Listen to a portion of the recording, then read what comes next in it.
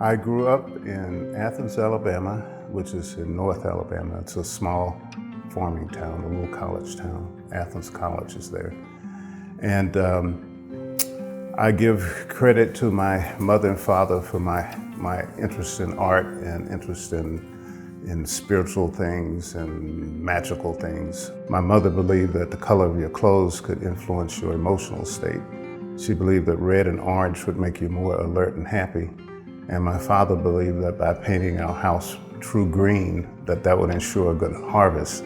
So if you can imagine 6 kids, 3 boys and 3 girls, running around a greenhouse dressed in red and orange, that was my upbringing. So it was a very idyllic life, considering the turmoil of that time. I grew up in the 50s and 60s in Alabama, but we were insulated in a wonderful farming family. My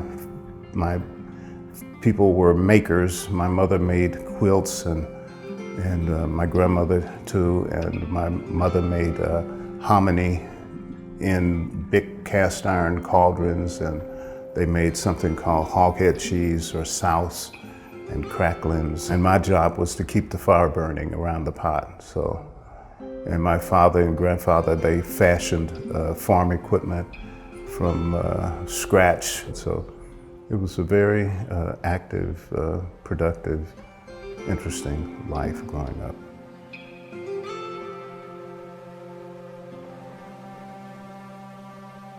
Nature was always important, and I would camp out and things like that. And when I became an adult, those interests stayed with me.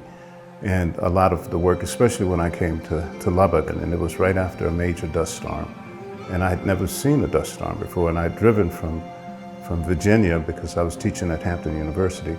And I drove from Hampton to Lubbock, came into a dust storm, and instead of being turned off by that, I was excited by it. I thought, I bet I could do something with that dust, So when I got settled, I started collecting the dust and I started mixing it with water and other elements to make the tiniest particles float.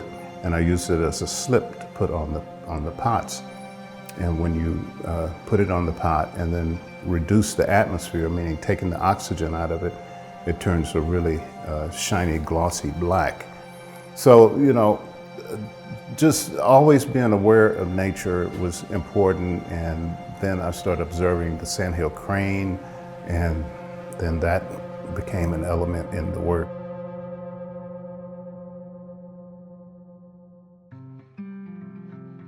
What drives me to experiment on new methods is the goal of trying to make the next piece even more beautiful and more exciting and more interesting than the one that I had just finished. So I love having a space like this space to come out and look at the work and contemplate it and think, well, what would happen if I did this? Or what would happen if I moved it a different way? And so it's just the motivation of trying to make the next thing even more exciting and more beautiful.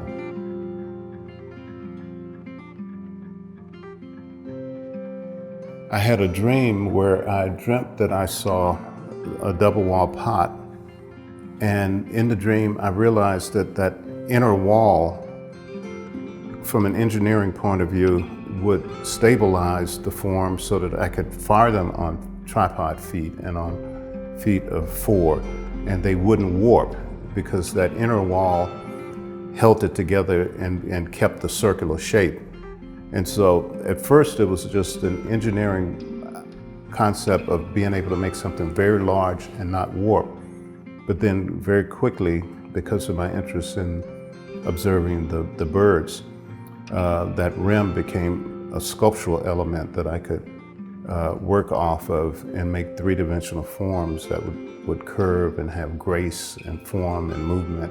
And so that's how that all came together. I'm trying to make you into something beautiful. Work with me.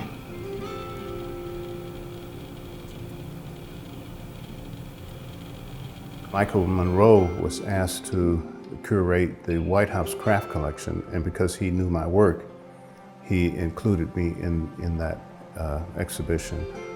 And that was a really wonderful thing to happen, because they invited all the artists, and they were artists from all over the United States, and they were from different areas, glass blowing, jewelry, tapestry, wood, metals, all kinds of things. And we all were invited to the White House, and we went for a reception. And we got to meet President Clinton and Mrs. Clinton. And it was great. And then they invited us back after the show was, or the work was shown in the White House. It was then shown at the American Museum of Fine Arts. And then it traveled around the country to different museums. So that was really a great honor. And having that recognition opened up some doors. For example, the Fulbright that I received to go to Vietnam. I taught at the Ho Chi Minh City University of Architecture in 2005. And they asked me to come over to teach drawing techniques from the book that I collaborated with Jimmy Davis, and also to work with the ceramic students using alternative firing techniques from the book that I co-authored with Paul Wanless. So all of those things create opportunities that expand and lead to other opportunities, and they all in some way show up in the work. Sometimes it's very subtle, and sometimes it can be very major, you know. So I've been very fortunate. I've been able to travel to 20 different countries related somehow to my work, either through research or exhibitions or artists in residencies. So it's been really nice, and Texas Tech has been very supportive in giving me faculty development leaves in order to do things like that.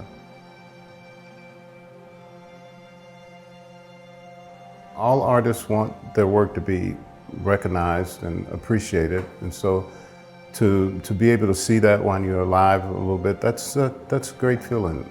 It makes me feel that I'm doing well, and that I have something to say, and that people appreciate it and want to live with the pieces, want to collect it. It's a great feeling, and it's a good feeling teaching and passing that information on to students and watching them get excited the way that I'm excited. So I can't imagine doing anything other than what I'm doing and what I've been doing. It's just a really great feeling.